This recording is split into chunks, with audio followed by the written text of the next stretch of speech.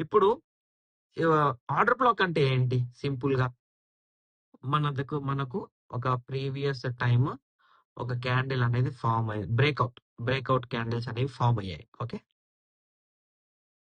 Breakout candles అనేవి form అయ్యాయి.